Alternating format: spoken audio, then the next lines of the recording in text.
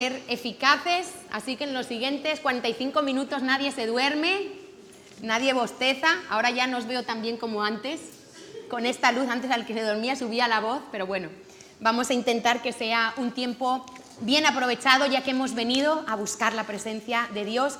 Y para los que toman notas, que me encantaría que fuera toda la iglesia, ¿verdad?, que nos acostumbráramos a tomar notas, a tener ese hambre y esa sed de Dios, he llamado a esta predicación la oración en lugar de la gracia. La oración en lugar de la gracia. Y como hijos de Dios estamos llamados a tener un estilo de vida que se caracterice por la oración. Seguro que si yo preguntara hoy a los que estáis aquí si alguna vez habéis estado enamorados, me diríais que sí, ¿verdad? Y seguro que ninguno aquí me diría que cuando se sintió atraído o le gustó un hombre o una mujer, le dijo a su, por ejemplo, mejor amiga: bueno, cuéntame cómo es él, qué le gusta, qué come, cuál es su color favorito. No, ¿tú qué hiciste? Te acercaste a la persona que te gustaba, empezaste a pasar tiempo con ella, ¿sí o no? Tú no te limitaste a preguntarle a un amigo suyo cómo huele, qué le gusta, cuál es su hobby, cuál es su color favorito, cómo iba vestido hoy. ¿Qué hacías tú? Pasabas tiempo de primera mano con él. Y esto es lo que es la oración. La oración es un encuentro con Dios y no hay otra manera, no hay atajos. La iglesia deja de tener sentido cuando nosotros individualmente y personalmente no pasamos tiempo con Dios. Llega un momento que llegamos aquí y el filete de ternera que nos da el pastor o la pastora el domingo se nos atraganta, porque como no hemos comido durante toda la semana, se nos hace difícil de digerir. Entonces, la Biblia dice que la oración es el punto, no lo dice así la Biblia, pero lo digo yo, es el punto de contacto con Dios. Pero yo quisiera que hoy nosotros saliéramos de este lugar deseando aprender a orar bien, deseando encontrar el secreto con Dios. ¿Por qué? Porque hay oraciones muertas. Hay oraciones que son como abortos, hay oraciones que son desperdiciadas, que no sirven para nada, que invertimos tiempo y luego eso queda en nada. Y Santiago 5:16 dice la Reina Valera: la oración eficaz del justo puede mucho. Luego debe ser que hay también oraciones ineficaces. Y también la NTV, la Nueva Traducción Viviente, lo dice así, dice: la oración ferviente de una persona justa tiene mucho poder y da resultados maravillosos. ¿Quién no quiere ver resultado de su oración? Todos queremos. Y fíjate que Elías es un ejemplo. Dice que Elías era un hombre como tú y como yo, lleno de debilidades, había cometido errores. Pero Santiago 5:17 dice que Elías oró fervientemente, y este es uno de los secretos, fervientemente, y dice que él oró para que durante 3 años y medio no lloviera, y no llovió, y después volvió a orar para que lloviera, y llovió, y dice que él era un hombre sujeto a pasiones como tú y como yo. El Salmo 16:11 dice: en tu presencia hay plenitud de gozo. Esta es una de las características cuando tú y yo conseguimos ir a un encuentro íntimo con Dios. Ahora, yo quiero un poquito rápidamente nombrar, seguro que hay más, pero yo he encontrado leyendo la Biblia 8 tipos de oraciones que no son válidas, que no sirven de nada, que es mejor que las quitemos de nuestro estilo de vida, ¿vale? 8 tipos de oraciones que van a quedar en nada. La primera es, yo la he llamado la oración hipócrita para ser vistos. Cuando nos gusta que nos vean orar, pero no lo hacemos en el secreto.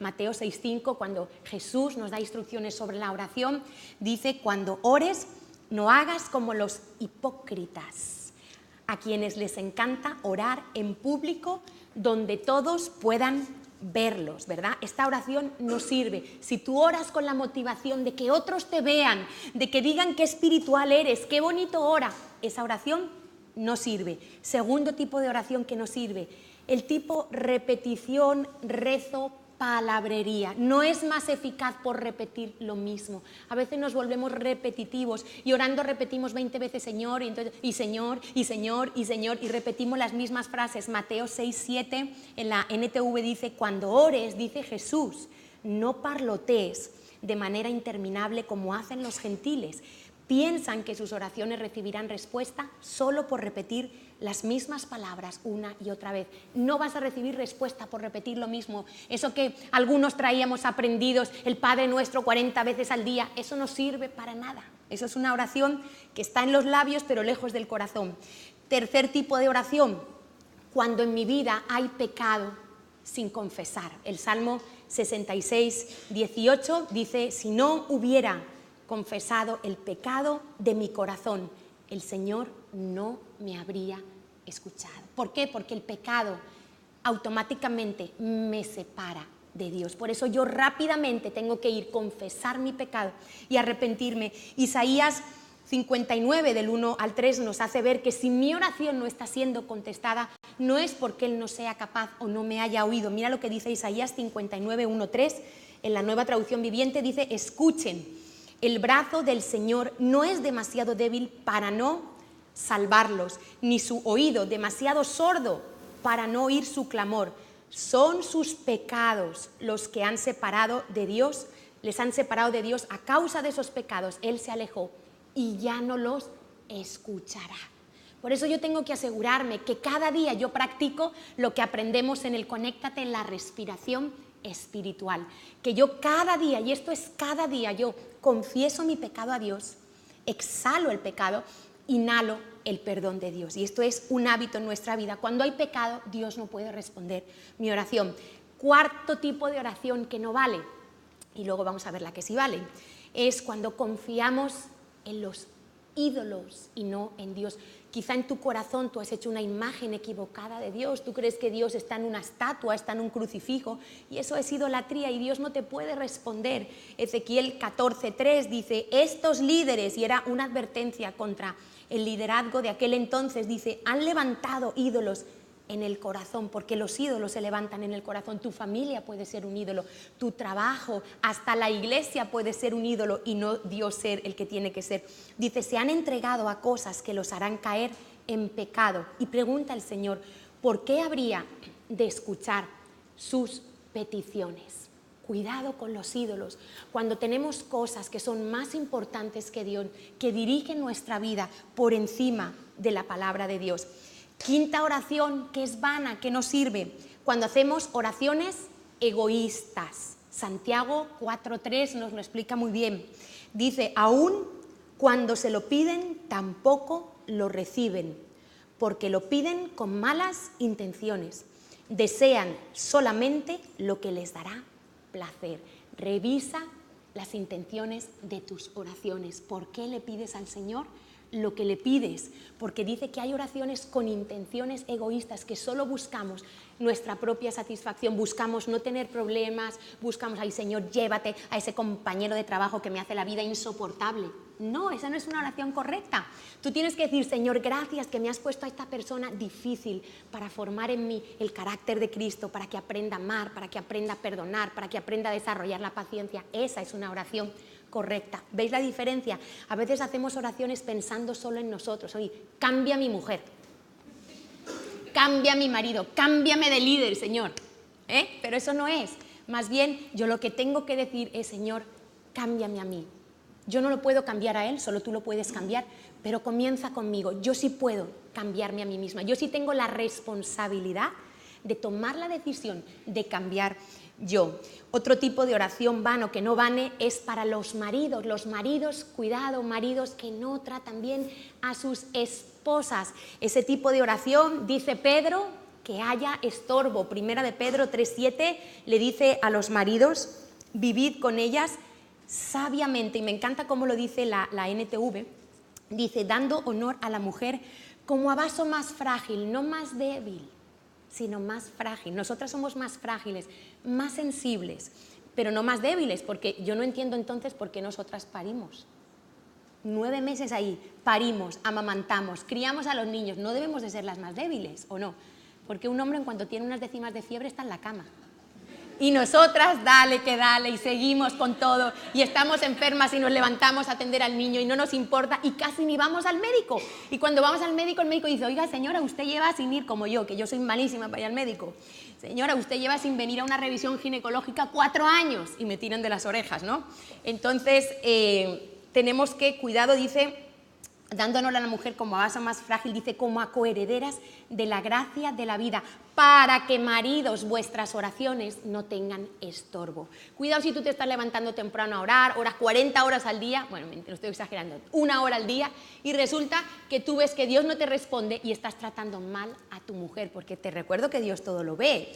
Dios ve hasta el íntimo pensamiento de tu corazón. Entonces, si tú estás tratando mal a tu esposa, porque a veces los maridos son como rudos, son como cuando se enojan, cuando se enfadan, ¿verdad? Tienen una manera de ser a veces que a nosotras nos hace daño. ¿Por qué? Porque somos más sensibles y nos gusta que nos traten con delicadeza. A nosotras nos afectan las palabras, maridos. Nos gusta que nos digan las cosas bien, aunque nos equivoquemos, aunque seamos torpes, pero que nos lo digan bien. Eso es que tú estás tratando bien a tu mujer. Cuidado con subir el tono de voz, cuidado con decir tú no sirves para nada, tú eres una ignorante, ese tipo de cosas. Cuidado los maridos, porque esa puede ser la razón que tus oraciones, Xavier dice, yo como no tengo mujer me da igual, eso no me afecta. Entonces, séptima oración, que no vale, es cuando oramos algo que no es la voluntad de Dios. Y yo a veces me he encontrado con oraciones que sonaban bonitas, pero no eran la voluntad de Dios. Y he aprendido que Dios no siempre me responde que sí. ¿Sabes? Que Dios te puede responder 3 cosas. Te puede responder sí, te puede responder no, o te puede responder espera. ¿Sí? Entonces, no siempre Dios responde que sí. Primera de Juan 5:14, la Biblia nos asegura. Y esta es la confianza que tenemos en Él, que si pedimos alguna cosa conforme a su voluntad, Él nos oye, ¿vale? Entonces, hay oraciones, por ejemplo, una oración que Dios siempre va a responder cuando tú oras por la salvación de tu familia o por la salvación de tu vecino, de tu amigo, de tu enemigo. ¿Por qué? Porque la Biblia dice que la voluntad de Dios es que todos vengan al arrepentimiento y conozcan la verdad. Luego, esa es una oración que hay que hacer todos los días porque es conforme a la voluntad de Dios.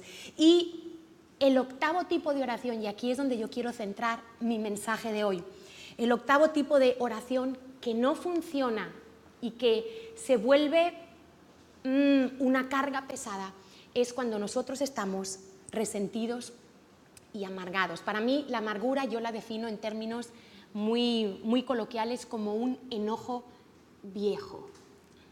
Lo puedes anotar ahí, enojo viejo. ¿Por qué? Porque no es pecado cuando yo me enojo. La Biblia habla.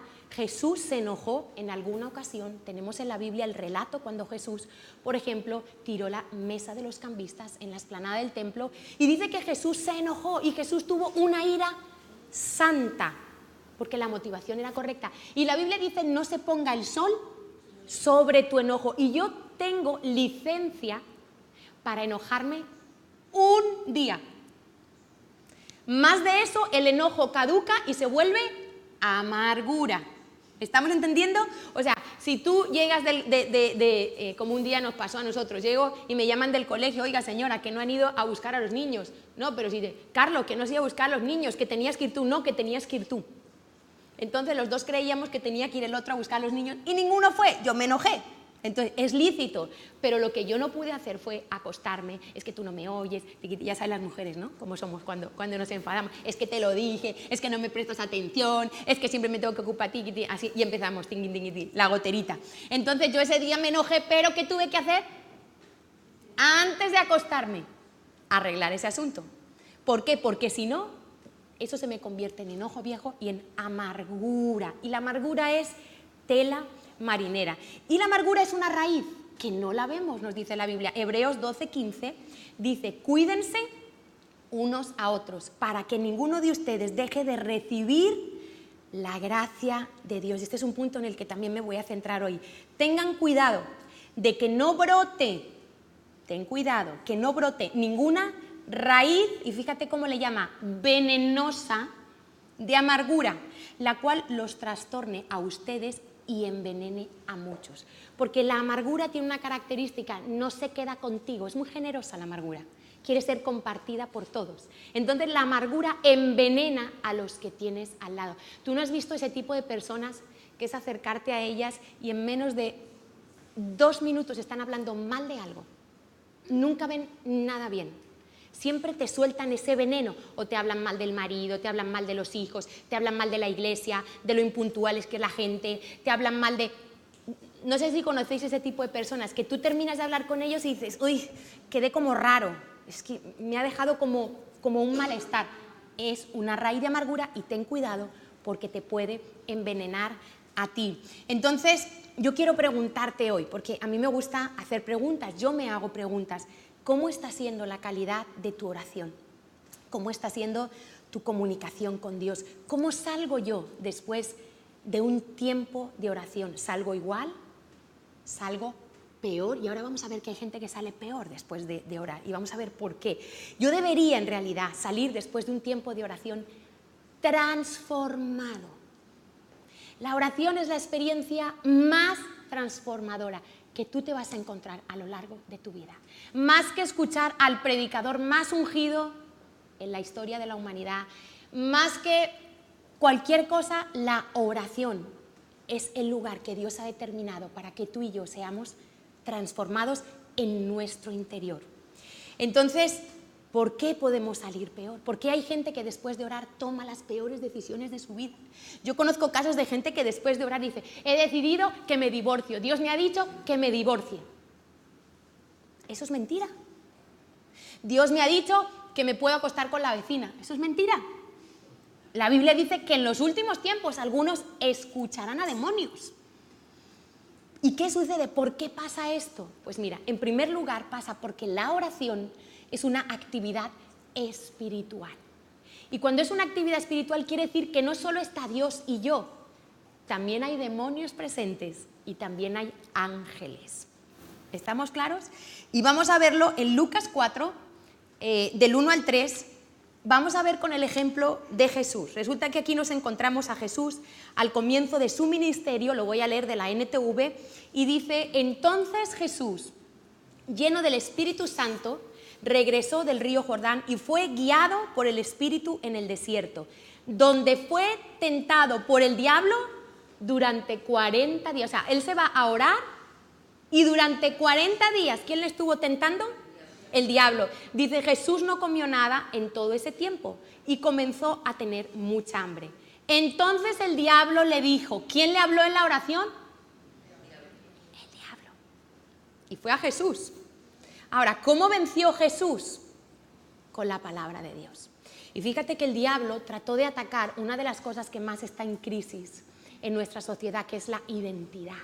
Y le dice, si eres el Hijo de Dios, cuestionando que Él era el Hijo de Dios, y tú y yo, el diablo nos va a cuestionar, pero Jesús venció, y tú puedes tener una identidad sana completamente, porque Jesús venció esta prueba, Jesús venció todas las pruebas en realidad. Pero cuando tú y yo oramos, sabes que hay espíritus espías que vienen a oír la oración que tú estás haciendo. Y los demonios no trabajan solos, trabajan en equipo, y ellos mandan a uno de avanzadilla, un espía, y entonces el otro le llama al otro, oye, mira, que este está orando, vamos a ponerle está orando por un trabajo, mira, ofrezcámosle un trabajo de pasar un trabajo pues honesto y tal, pero que pase un poquito de droga, así, que no... Entonces, ellos escuchan lo que está, la necesidad, y ponen tentaciones para que nosotros caigamos. Entonces, ¿por qué? Porque es una actividad espiritual y hay un mundo espiritual alrededor nuestro, y a veces los cristianos somos demasiado simples y se nos olvida que hay un mundo espiritual. Ahora, yo tengo buenas noticias, son más los que están a nuestro lado que los que están en contra. 1/3 de los ángeles se rebeló contra Dios, que son los demonios, ángeles caídos de hoy, pero 2/3 está de nuestro lado, y esto lo pudo ver Elías y Eliseo, su criado, cuando el ejército de Siria les iba a sitiar y parecía humanamente que iban a perder la batalla y su siervo estaba aquí. Pero entonces Elías oró y dijo, abre sus ojos para que vea que son más los que están a nuestro lado que los que están en contra. Y los ojos espirituales de este criado fueron abiertos y él vio esa cantidad de ejército celestial y dijo, ya no tengo miedo.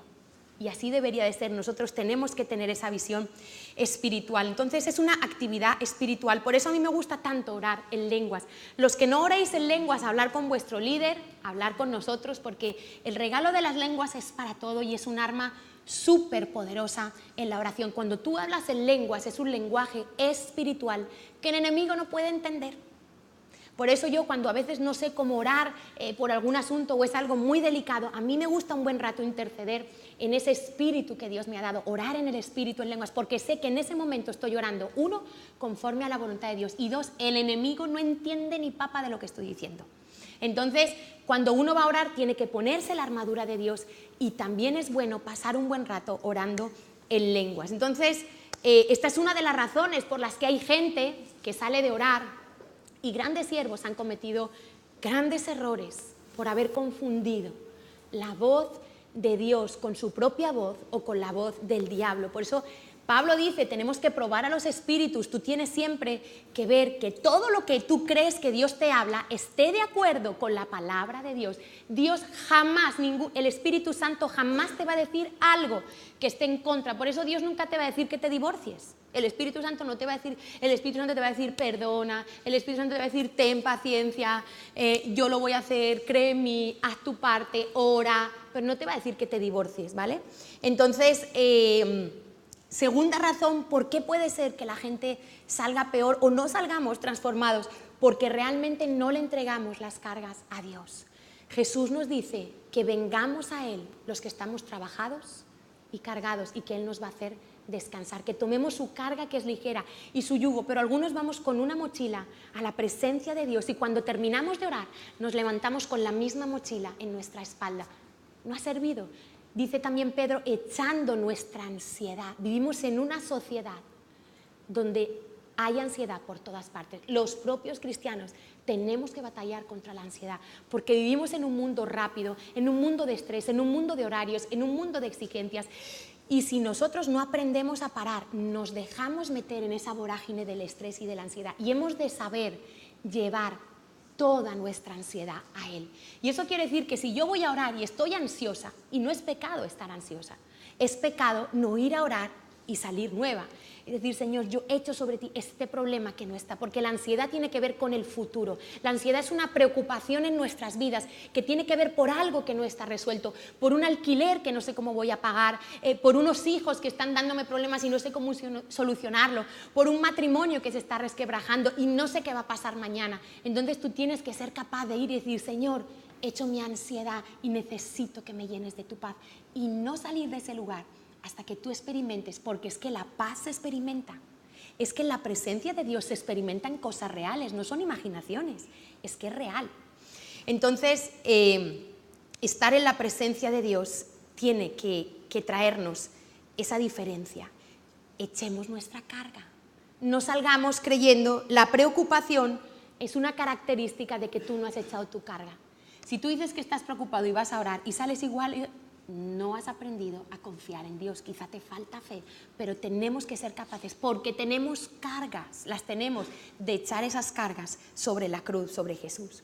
Y quizá la razón más importante, que es la que veíamos, que es un tipo de oración que no tiene respuesta, es porque cuando vamos al lugar de la oración, en lugar de perdonar, la amargura nos carcome, empezamos a recordar lo que me hizo, cómo me trató, y empezamos a aumentar el odio y las heridas en lugar de sanar. En lugar de ser un lugar de descanso y de paz, la oración se convierte en un lugar que no debería de ser. Como dijo el Señor en Mateo 21:13, Él dijo, mi templo, mi casa, será llamada casa de oración, pero ustedes lo han convertido en una cueva de ladrones. ¿Cómo es tu encuentro con Dios? Es un lugar donde tú todo el tiempo te quejas, porque a veces lo que hacemos en vez de entregar nuestras cargas es decirle a Dios todo lo mal que está en nuestra vida. Eso se llama murmurar. Es que mi marido, es que tal, es que en el trabajo, es que mi jefe, es que a mí no me entiende, es que este país, es que es que porque a mí, es que... Y salimos de orar igual, porque lo único que hemos hecho no hemos estado con Dios, hemos estado con el diablo. Fíjate por dónde. Porque la queja avanza es alabanza al diablo. Y entonces decimos, Dios no me responde a las oraciones. No, no es que Dios no te responda, es que tu oración no pasó del techo. Ahí se quedó tu oración. Y le diste licencia al enemigo encima para traer cosas peores sobre tu vida. Si yo lloro en la presencia de Dios, no debería de ser de rabia o de lástima hacia mí mismo. Porque ¿a quién no nos han fallado? A todos. Todos tenemos heridas, Todos tenemos que aprender a perdonar, sin excepción, todos. Aunque tú lo hicieras todo bien, tendrías que aprender a perdonar. Y esto lo aprovecha el enemigo, cuando tú empiezas a tener lástima de ti mismo, cuando tú empiezas a decir pobrecito de mí, y esto lo aprovecha el enemigo, y viene el querubín protector, y entonces viene, porque Satanás era querubín protector en un tiempo, y viene y te abraza así, pobrecita tú, mira lo que te han hecho, y todavía el odio y la venganza se aumenta, claro, fíjate, y todo lo que tú has hecho, y mira cómo te han pagado, uy, y ni siquiera te ha llamado, y ni siquiera ha hecho esto por ti, y mira cómo te respondió, y tú empiezas a recordar, y ahí no está el Espíritu Santo.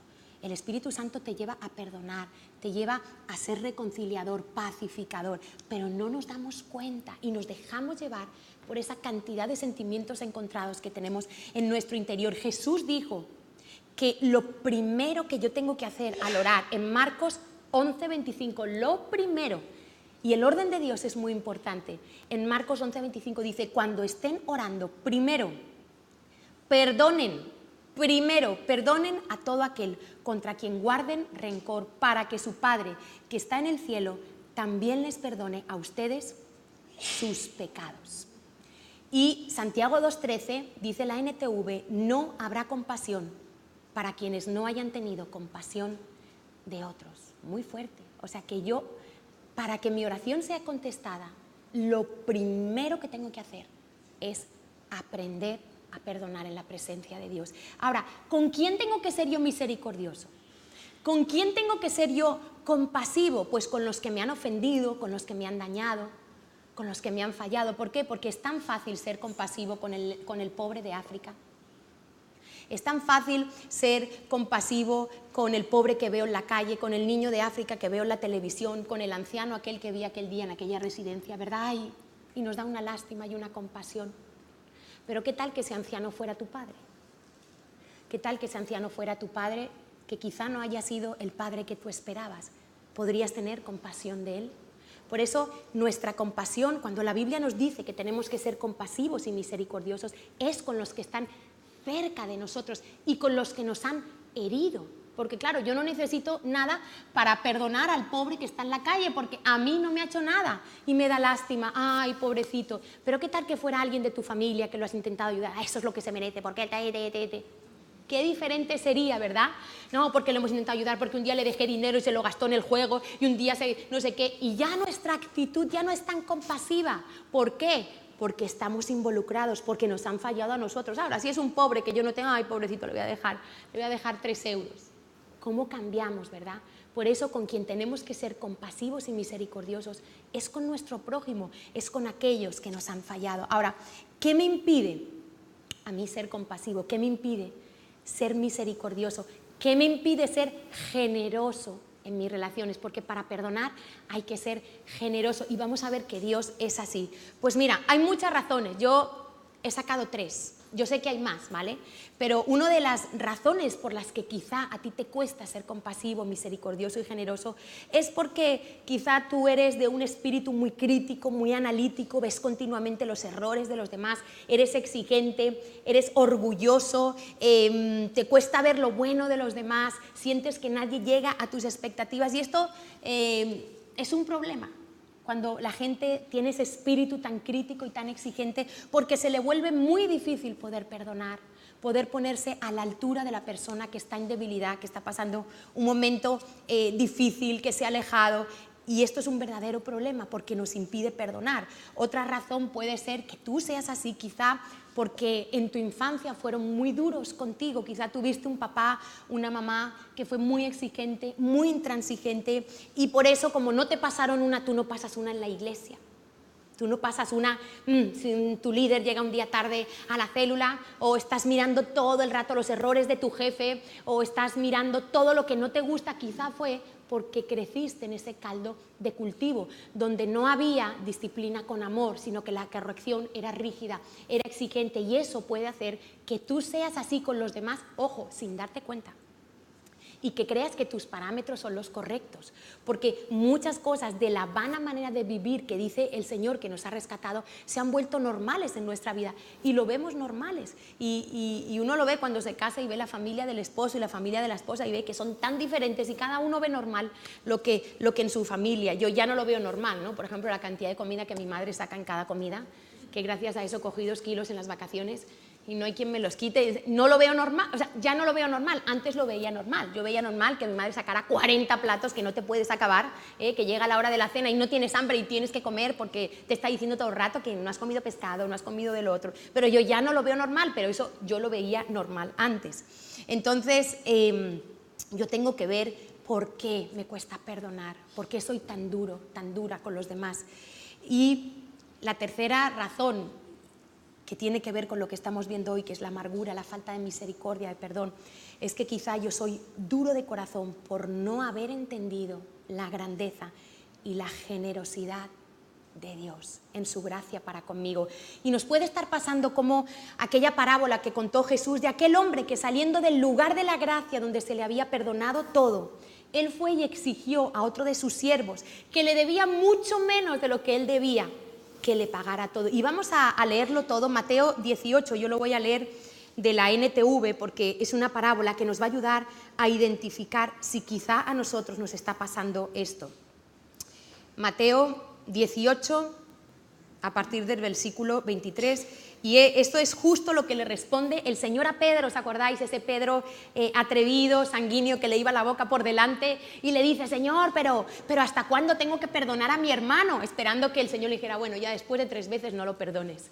Y el Señor le responde, hasta 70 veces 7, que es una expresión que quiere decir infinitas veces. Cada vez que te ofendan tienes que perdonar. Y entonces el Señor, para ayudarle al pobre Pedro, me imagino que Pedro habría tenido algún problema con algún otro discípulo o con algún trabajador de su empresa, que él tenía una empresa, tenía barcas y pescaba, algo le debía de pasar a Pedro para perdonarle esto. Y una vez cuando va y le pregunta al líder, ¿verdad? Siempre espera que el líder le responda lo que uno quiere, ¿verdad? Entonces tú esperas que el líder, estoy muy mal de dinero, entonces este mes creo que no voy a diezmar, y uno espera que el líder le diga, sí, hazlo así, o mi padre, no sé qué, mi marido, y tú esperas que el líder diga, sí, es que tu marido, y entonces el líder le da la vuelta y te dice, no, es que tú te tienes que sujetar a tu marido. Y esas respuestas que no nos gustan, ¿nos ha pasado o no? Que a veces vamos pidiendo un consejo, pero no esperamos que nos digan eso, estamos esperando que nos digan lo otro. Y así le pasó a Pedro. Pedro esperaba que el Señor le dijera, no, Pedro, ya has perdonado. Es verdad, es que ese tal y tal, pero no fue así. Y entonces el Señor le cuenta esta parábola y le dice, el reino de los cielos se puede comparar a un rey que decidió poner al día las cuentas con los siervos que le habían pedido prestado dinero. En el proceso le trajeron a uno de sus deudores que le debía, escucha esto, millones de monedas de plata. O sea, la cantidad que ese siervo debía era grande, que ni en toda su vida la iba a poder pagar, ¿vale? No podía pagar, así que su amo ordenó que lo vendieran junto con su esposa, sus hijos y todo lo que poseía para pagar la deuda. El hombre cayó de rodillas ante su amo y le suplicó, por favor, tenme paciencia y te lo pagaré todo. Entonces el amo sintió mucha lástima por él y lo liberó y le perdonó la deuda. Pero cuando el hombre salió del lugar de la gracia, cuando el hombre salió de la presencia del rey, fue directo a buscar a un compañero. Y dice, también siervo, que le debía unos pocos miles de monedas de plata. Lo tomó del cuello y le exigió que le pagara de inmediato. El compañero, igual que él, cayó de rodillas ante él y le rogó que le diera un poco más de tiempo. Y le dijo lo mismo que él le había dicho a su siervo, ten paciencia conmigo y te lo pagaré, le suplicó. Pero el acreedor no estaba dispuesto a esperar. Hizo arrestar al hombre y lo puso en prisión hasta que pagara toda la deuda. Cuando algunos de los otros siervos vieron esto, se disgustaron mucho. Fueron ante el rey y le contaron todo lo que había sucedido. Entonces el rey llamó al hombre que había perdonado y le dijo, siervo malvado, te perdoné esta tremenda deuda porque me lo rogaste. ¿No deberías haber tenido compasión de tu compañero, así como yo tuve compasión de ti? Entonces el rey, enojado, envió al hombre a la prisión para que lo torturaran hasta que pagara toda la deuda. Eso es lo que les hará mi Padre Celestial a ustedes si se niegan a perdonar de corazón a sus hermanos. Y es que las heridas más profundas que tenemos son con los más cercanos. A mí no me hiere el que pasa por la calle, a mí me hiere el que está cercano a mí, el que ha estado codo a codo conmigo. ¿Qué pasó en el corazón de este hombre? Y tú dirás, uy, qué malvado. Y tú sabes que tú y yo hemos hecho lo mismo que ese hombre, así de veces. Y puede ser porque nuestro corazón no ha terminado de entender la gracia del perdón que Dios ha tenido, la deuda tan grande que Dios a mí me ha perdonado y que yo jamás hubiera podido, jamás hubiera podido. Y entender esto, tener esa gratitud, cuando yo voy a la presencia de Dios y lloro, pero no de lástima ni de rabia, sino lloro de gratitud por lo que Dios ha hecho, me va a llevar a poder perdonar, a poder ver a las personas como Dios las ve, no desde mis emociones, no desde mis heridas, sino desde el amor de Dios. Y muchas veces ponemos condiciones para perdonar y creemos erróneamente que la persona tiene que cambiar para yo perdonarla. No es así. Tú decides perdonar y esto es lo que hizo Jesús contigo y conmigo. Él pagó un precio altísimo, pero Él no puso condiciones. Él murió por toda la humanidad, pero Él ha dado libertad a cada hombre de poder creer o de poder rechazarlo. Y muchas veces nosotros no somos así, ponemos, si fulanito no cambia, pues yo voy a ser así con él. Y no nos gusta dar nuestro brazo a torcer y ser generosos. Y fíjate que Dios es la generosidad personificada, pero no una generosidad como la humana, porque muchas veces nuestra generosidad es interesada. Somos generosos porque buscamos algo a cambio, o somos generosos para buscar la aprobación, porque sabes que el generoso siempre tiene amigos, el generoso siempre tiene gente, porque van por ahí y se pegan al generoso porque sabe que el generoso le va a invitar. Entonces, muchas veces nuestra generosidad no es genuina. Yo hablo de una generosidad que parte de un corazón bondadoso, que es el corazón de Dios. Y dice en Santiago 4:6, en la NTV, dice, Él da gracia con generosidad.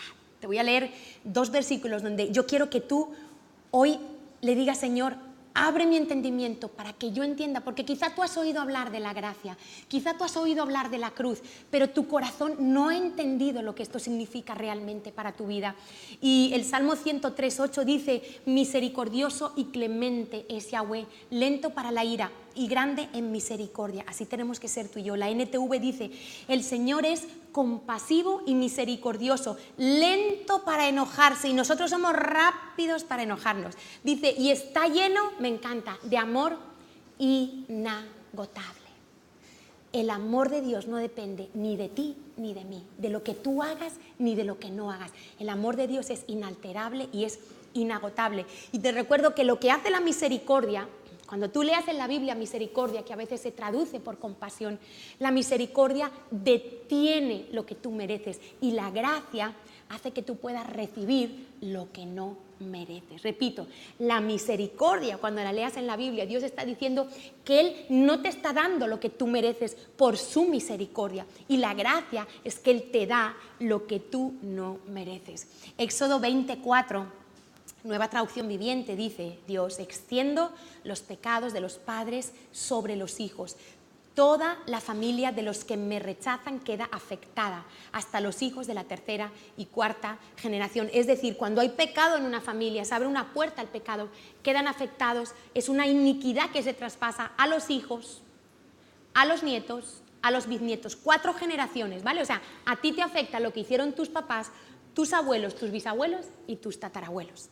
Desde ahí te afecta a ti. Por eso tú tienes que saber qué hay en tu familia, qué ha pasado, porque esa va a ser siempre tu inclinación al pecado. En una familia donde ha habido alcoholismo, se va a repetir el alcoholismo y quizá tú vas a tener que pagar el precio de no poder beber nunca en tu vida, ni una clara, ni una cerveza, que no es pecado, que otros pueden, pero tú no vas a poder a causa de la inclinación. O en otra familia ha habido una tendencia al asesinato y tú vas a tener que trabajar seriamente tu enojo y tu ira, porque a lo mejor en un arrebato a ti te puede dar por matar a alguien, ¿verdad?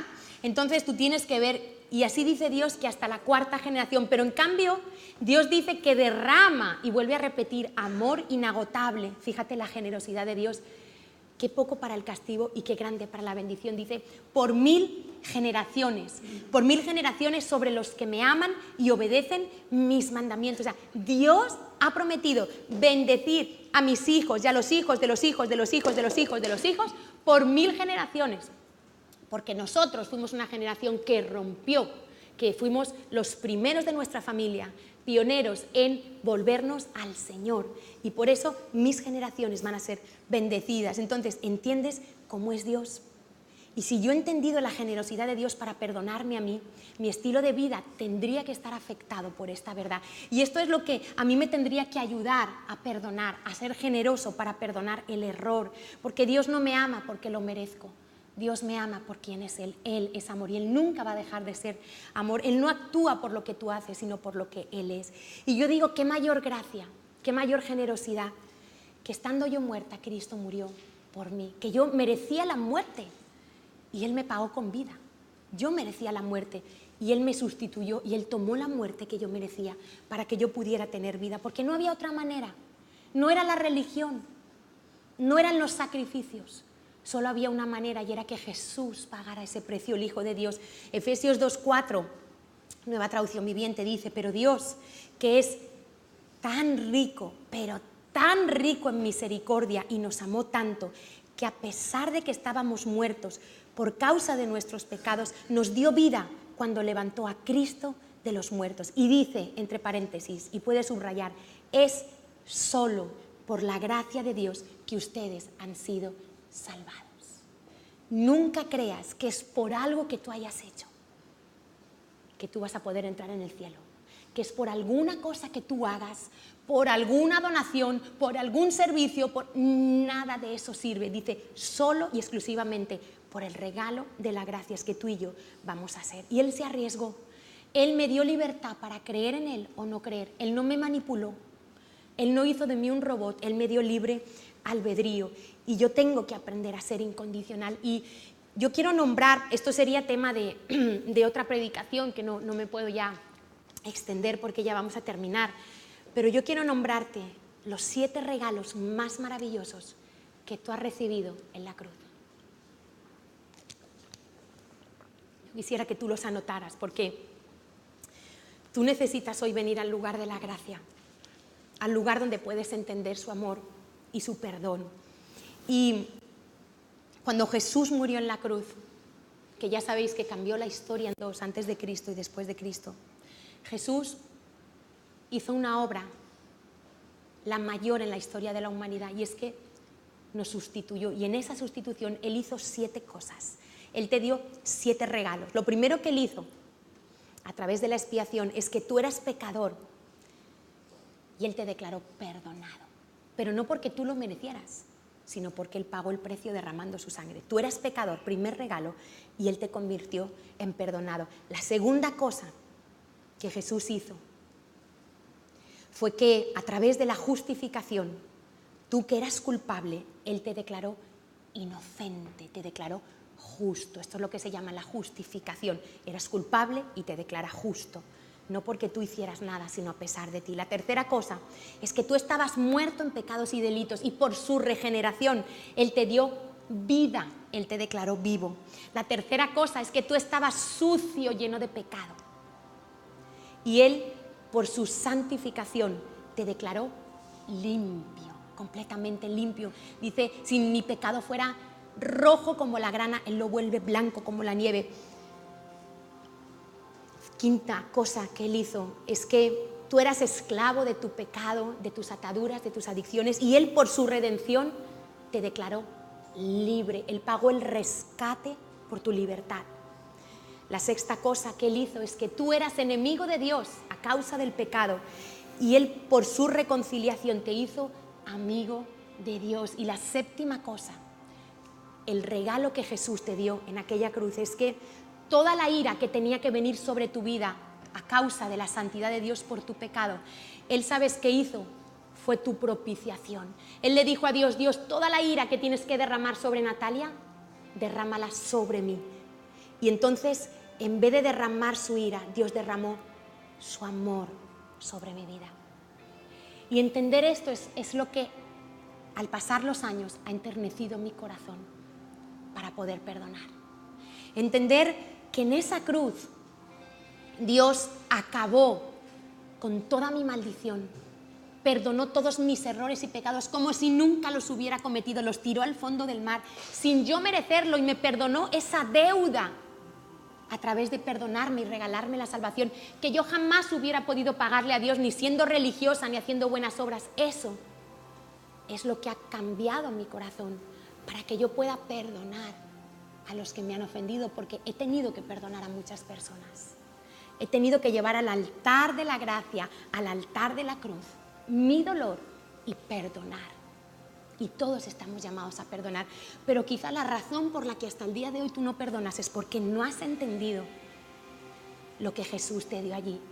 Ahora mi pregunta es, ¿rechazarás tú esta gracia? ¿Tendrás algún otro plan mejor que el de Cristo? ¿Tendrás tú algo mejor que presentarte el día que llegues al juicio final? Porque llegarás. Está establecido que el hombre muera y entonces el juicio. ¿Tendrás tú algo que presentarle a Dios si no es Cristo y el arrepentimiento para que Dios te deje entrar en el cielo? No habrá nada. Nada servirá en aquel día, ninguna buena obra, ninguna religión. Solamente si tú te arrepientes y aceptas y te humillas, porque el orgullo muchas veces no nos deja aceptar la gracia, porque queremos salvarnos nosotros mismos, porque somos buenos, nos creemos buenos, no necesitamos a Jesús. La religión nos ha quitado a Jesús del trono. La religión nos ha puesto un crucifijo y nos ha contado la historia de Jesús de pasada. Y sí, bueno, sé que murió ahí, pero no hemos llegado a entender lo que significa la cruz, lo que allí el Señor hizo por ti y por mí. Y te vuelvo a preguntar, ¿tendrás tú algún otro plan? ¿Será la religión mejor que la gracia de Cristo? ¿Serán tus buenas obras las que te podrán justificar el día que llegues? Porque te recuerdo que todo está escrito. Cada pensamiento, cada intención de tu corazón, Dios la sabe. Y aun Jesús, sabiendo toda la maldad que hay en ti, Él te dice hoy, ven a la cruz, al lugar de la gracia. Y yo quisiera que oráramos hoy y que nosotros fuéramos capaces, si tú nunca has ido al lugar de la gracia, si tú nunca le has pedido perdón a Jesús, hablando con tu boca por tus pecados, yo te invito, por favor, que hoy lo hagas. No dejes pasar el día de mañana. No sabes cuándo vas a morir. Tú vas a morir, yo voy a morir. Y yo quisiera que hoy tú no rechazaras este regalo, estos 7 regalos que el Señor te da. No importa lo que hayas hecho, Él te dice, estemos a cuentas, yo pagué el precio. Pero esto te tiene que llevar a salir de este lugar habiendo perdonado a todos aquellos que necesitan tu perdón y que necesitan que los dejes libres de la cárcel. Señor, queremos en esta mañana reconocer delante de ti que a veces hemos sido duros de corazón, que a veces, Señor, nos hemos llenado de orgullo hacia los demás, de exigencia, que se nos ha olvidado, Dios, lo que tú nos has perdonado. Y queremos en esta mañana, Señor, reconocer cuán grande ha sido el regalo de tu gracia. Queremos en esta mañana, Señor, no olvidarnos. Y si tú crees que tu pecado no es grave, que mentir no es grave, que robar no es grave, si tú crees que codiciar no es grave porque nadie lo ve, tener envidia no es grave, yo quiero decirte que es tan grave que te puede impedir pasar la eternidad con Dios, que es tan grave que llevó a Jesús a pagar el precio más atroz por tu vida. Porque solo Jesús podía, el justo, el que nunca pecó, el limpio, el Cordero de Dios, podía pagar el precio por tu pecado. Y fue tan grave que Dios tuvo que someter a su Hijo a una muerte cruel. Y esa es la razón por la que muchos dicen, ¿por qué una muerte tan cruel? Porque el precio del pecado así lo demandaba. Por eso yo te invito a que hoy te acerques al lugar de la cruz y le digas, Señor, yo necesito hoy arrepentirme de mi falta de perdón. Señor, se me ha olvidado lo que tú me has perdonado. Y recuerda en este momento, aunque el Señor dice que no traigamos a memoria las cosas antiguas, yo te pido que hoy recuerdes de dónde te sacó el Señor. Que hoy recuerdes cada pecado que cometiste en contra de Él. Que hoy recuerdes lo egoísta que era tu vida, lo malo que fuiste. Que hoy recuerdes el odio que tenías, que hoy recuerdes las veces que robaste, las veces que mentiste, las veces que deshonraste a tus padres, que codiciaste mujeres que no eran la tuya, hombres que no eran el tuyo. las veces que deshonraste a quienes debías honra. Dile, Señor, las veces que vendí mi cuerpo, las veces, Señor, que pequé contra ti y tú en aquella cruz me dijiste, todo está saldado. Yo he pagado el precio por ti. Yo te perdono. Señor, yo hoy quiero recibir tu perdón. Hoy quiero tener mi conciencia limpia. Hoy quiero sentir que mi corazón es limpio a tus ojos, que tú me declaras justa, que tú me declaras perdonada, que tú me declaras viva, limpia, libre, amiga tuya, que tú me declaras amorosa para ti, Señor. Yo quiero hoy experimentar y llévame a perdonar hoy. Y perdona en este momento si hay personas que te han fallado, que lo han hecho mal contigo. Lleva primero tu dolor a la cruz y dile, Señor, quizá por esto mis oraciones no han sido respondidas, porque he dejado brotar una raíz de amargura. Y hoy perdono y di a quién tienes que perdonar, a mi papá, porque fue muy duro, a mi mamá, porque me abandonó. Hoy quiero perdonar a mis hermanos que no me ayudaron cuando lo necesité. Quiero perdonar a aquel jefe, Señor, que me trató mal, aquel profesor que me humilló, aquella maestra. Hoy quiero perdonar a mi familia, porque cuando yo sentí que más los necesitaba, me dejaron. Hoy quiero perdonar a mi iglesia si tú sientes que tu iglesia te ha fallado. Dile, Señor, yo decido perdonar. Yo decido perdonar a aquellos en autoridad puesta por ti. Perdono a mis líderes, a mis pastores, a mis compañeros de célula.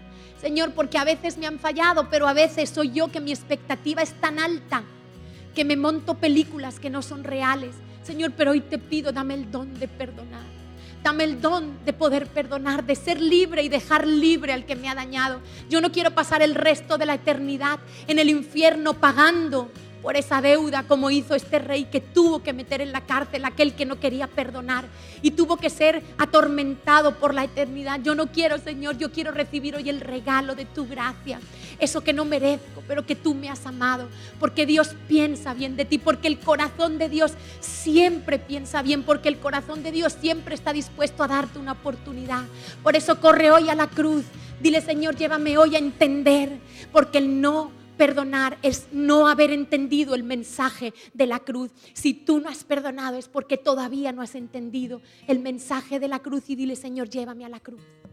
Llévame en esta mañana, quebranta mi corazón, Señor, quita esta dureza que hay en mí, este resentimiento, este reproche, Señor, que siempre tengo hacia los demás. Ablanda mi corazón, Señor. Revélame tu cruz.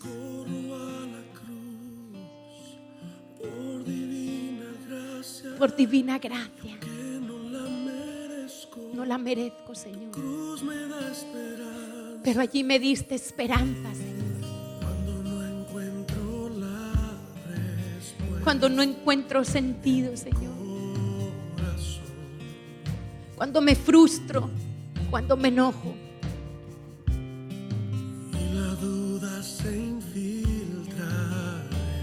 Cuando el enemigo me quiere sembrar dudas, Señor, yo corro a tu presencia. Cuando pierdo de vista la meta, no hay dirección. Corro a la cruz por divina gracia de la vida y del dolor. La cruz me da destino. Corro a la cruz por divina gracia, y aunque no la merezco, tu cruz me da esperanza. Cuando pienso que nada valgo, yo nada soy.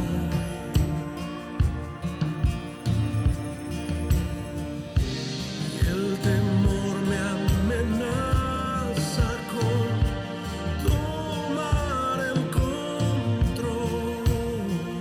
Señor, hoy corro a la cruz a arrepentirme, a morir contigo, a crucificar mi dolor, mis pérdidas, mis aflicciones. Dame tu gracia para perdonar, Señor. Cuando no hay sentido en la vida y del dolor.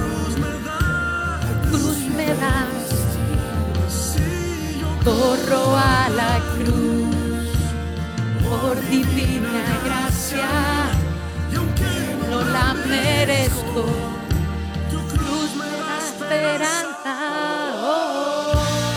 Quiero aprender a orar, quiero disfrutar de la oración, Señor, del lugar de la gracia. Quiero abrazar tu cruz, quiero humillarme y rendirme, Señor. Quiero estar contigo, quiero respirar tu presencia, Señor, tu perdón. Sana mi rechazo, Señor, sana mis heridas, sana mi identidad en la cruz y levántame para ti, Señor. Corro a la cruz, corre en esta mañana al arrepentimiento, a la confesión de tus pecados, a proclamar a Jesús como tu Salvador. Y díselo, Señor, hoy me arrepiento de mis pecados. Quiero que seas mi Salvador, mi Señor, mi único Salvador. No confiaré en ídolos, en religiones, solo en ti, Señor. Cuando no hay sentido de la vida y del dolor, la cruz me da destino. Tú eres mi destino, Yo corro a la cruz tú eres mi sanidad, por divina gracia, mi medicina. y aunque no la merezco, tu Cruz me da esperanza. Señor, hoy corremos a la cruz. Hoy venimos juntos, Señor, a decirte, solo en ti confiamos. Gracias por tu perdón. Gracias por perdonarnos, por lavarnos, Señor. Gracias por declararnos justos sin serlo, Señor. Gracias por el día que entraremos a tu presencia por la gracia de Jesús. Por el día que disfrutaremos de la eternidad contigo. Gracias por el regalo de la salvación. Señor, hoy estamos agradecidos. Hoy hemos tenido la oportunidad de pedirte perdón y de perdonar. Y queremos pedirte que despiertes en nosotros el deseo de estar contigo. Vamos a declarar con gozo, con alegría que Él vive. Vamos a alabar a Dios con libertad porque Él te ha hecho libre. Vamos a declarar los beneficios de su libertad, de su cruz. Vamos a celebrar con Él su presencia. Gracias, Señor. Vamos a declarar que Él vive, que Él resucitó. Por eso vivimos. Por eso tenemos vida eterna.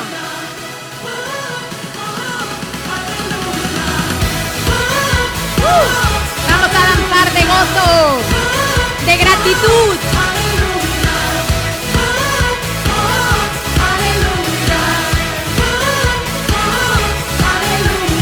muerte, ¿dónde estás? ¿Dónde estás, muerte? ¿Dónde tu aguijón? ¿Dónde tu aguijón? Cristo el vencedor, Proclama como una oración. Él te derrotó, Él te derrotó. Él resucitó. Brilla como el sol, consumió el temor, me hizo vencedor, más que vencedor. Oh, oh, aleluya. Oh, oh, aleluya. Jesús ya Se ha exaltado en esta iglesia. Él ha resucitado, vive, Él vive, por siempre reinará. Vive, Él vive, mi Cristo vivo está. Aleluya, aleluya. Deleítate en su verdad mientras le cantas. Pon tus ojos en la cruz y cántale. Resucitó, Gracias, Señor. brilla como el sol, consumió el temor, Me hizo vencedor. más que vencedor. Oh, oh, aleluya. Oh, oh, aleluya. Jesús se ha exaltado, Él ha resucitado, vive, Él